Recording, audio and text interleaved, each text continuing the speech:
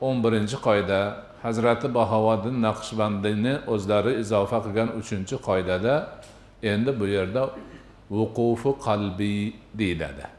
Ya'niki qalbdan voqif bo'lish.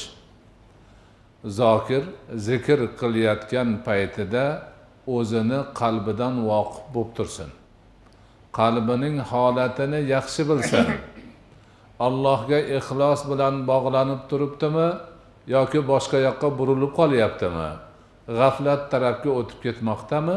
Mana shuni tekshirish uchun inson nihoyatda o'zining qalbidan voqif bo'lishi uchun hushyor bo'lmog'i, ehtiyot bo'lmog'i, nihoyatda ziyrak bo'lmog'i tavsiya qilinadi.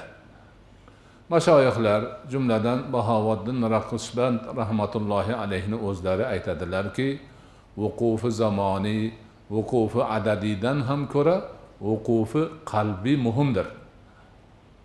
Qalbni voqif bo'lishi nihoyatda muhimdir.